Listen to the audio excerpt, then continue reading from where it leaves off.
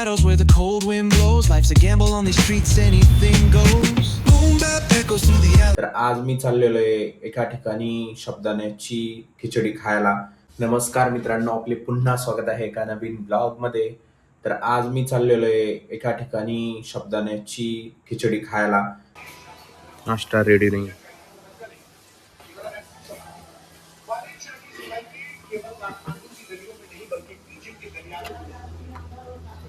रांगोळी.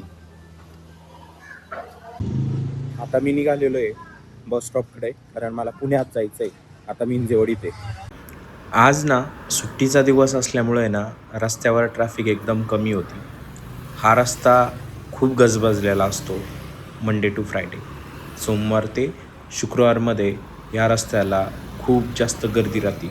मी पोहोचलो हिंजवडी चौकात, म्हणजे छत्रपती शिवाजी महाराज चौकात. इथं ग्रामपंचायतच्या या लेडीज रस्ता झाडत होत्या आणि एकाच ठिकाणी दहा जणी त्या रस्ता झाडत होत्या. मी बस स्टॉपला आलो. भरपूर वेळ बसची वाट बघितली.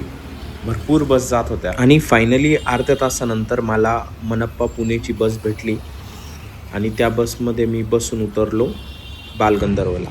उतरलो मी बसमधून. आता बालगंधर्वला उतरलेलो आहे आणि आता चाललेलो आहे JM रोडला. मला बालगंधर्व दाखवत होता मी. नाट्यगृह कसं आहे.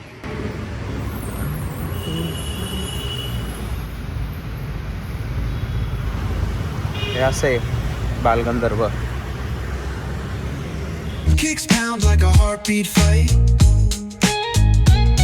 These gritty vibes keep my story in. आणि हा समोर जो आहे तो राणी लक्ष्मीबाई यांचा पुतळा आहे. तर हा जो एरिया आहे ना, स्टुडंट एरिया समजला जातो. जवळपास MPSC UPSC ची तयारी करणारे जे मुलं आहे ते ह्या साईडला असतात, किंवा जे नाटक क्षेत्रामध्ये आहे तेही भरपूर इथं असतात. आणि हे पांढरे पडलेले दिसत आहे ना तुम्हाला, हे चेरी ब्लॉसमचे फुलं आहे. इथं पण झाड आहे भरपूर मोठमोठाले आणि भरपूर जुने दिसत आहे. हे बघा, आता हे पण एक झाड आहे. किती मोठं आहे. हे पण चेरी ब्लॉसमचं आहे आणि किती मोठं आहे. म्हणजे किती वर्ष आधी लावले असं याच्यावरून म्हणजे कळतं आपल्याला किती जुने आहे. आणि हे पण बघा किती मोठं झाड आहे. खोड पण बघा त्याचं किती मोठं आहे. भरपूर जुने झाड आहे इथं. हे पण बघा. हे नाटकाचे जे प्रयोग असतात ना त्याचे पोस्टर लागलेले. संगीत देवबाभळी पण चालू आहे. 28 मार्चला आहे संगीत देवबाभळी. की फेमस नाटक आहे सध्या. मला जिथं साबुदाणा खिचडी खायला जायचं होतं ना, ते होतं बालगंधर्वच्या अपोजिट साईडला. त्याच्यामुळं मी काय केलं ना, हा जंगली महाराज रोड जो आहे तो क्रॉस केला. जंगली महाराज रोड एकदम भारी दिसतो.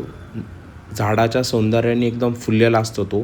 या रोडवर शक्यतो तुम्हाला ऊन दिसणार नाही, तुरळकच दिसतं जे झाडामधून खाली येईल तो. पण पाऊस पण इथं पडला ना खूप हळू पडतो, कारण तो पहिला झाडावर पडतो. झाडं बघा किती मोठमोठाले आणि किती जुने.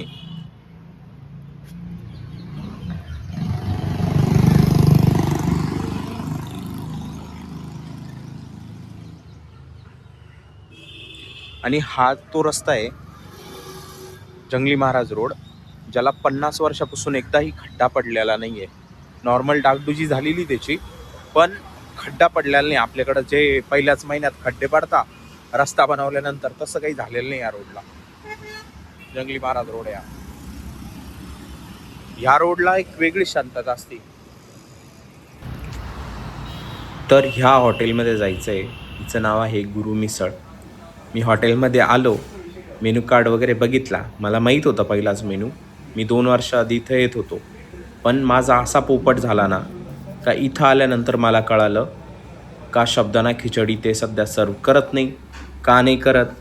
कारण ऑब्वियसली गॅस नाही आहे. तर त्यांच्याकडं पण खूप लिमिटेड मेनू होता.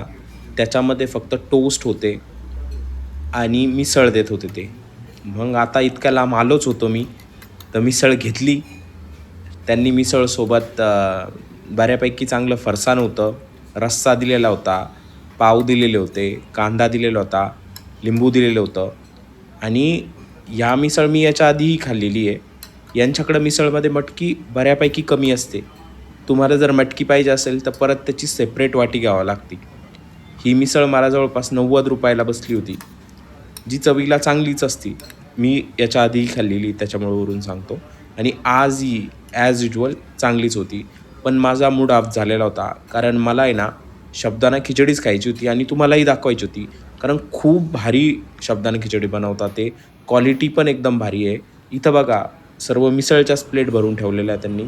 मी बिल वगैरे केलं आणि बाहेर आलो जंगली महाराज रोडला.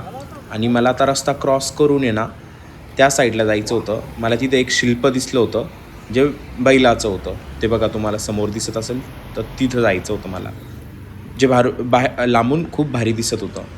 मी रस्ता क्रॉस केलो, त्या शिल्पाजवळ आलो आणि जेव्हा ते बघितलं ना एकदम भारी होतं.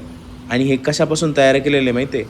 आपले नट बोल्टमध्ये जे वायसर नसतं का, त्याच्यापासून बनवलेलं आहे हे पूर्ण, जे की एकदम भारी दिसत होतं.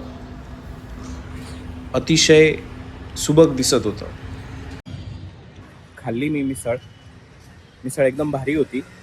पण प्रॉब्लेम असा झाला की मला साबुदाण्याची खिचडी खायची होती, पण गॅसचा जो प्रॉब्लेम आहे तो चालूच आहे. हॉटेलमध्ये पण दिसला, आज मला परत दिसला.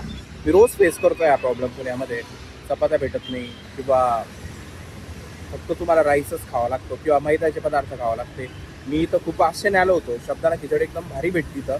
मी तेच तुम्हाला दाखवायचं होतं, त्यासाठी आलो होतो. पण अनफॉर्च्युनेटली गॅसमुळं इथं फक्त टोस्ट होते, मिसळ भेटत होती, चहा कॉफी भेटत होती, याच्या व्यतिरिक्त काहीच भेटत नव्हतं. आणि इथली साबुदाणा खिचडी एक नंबर आहे.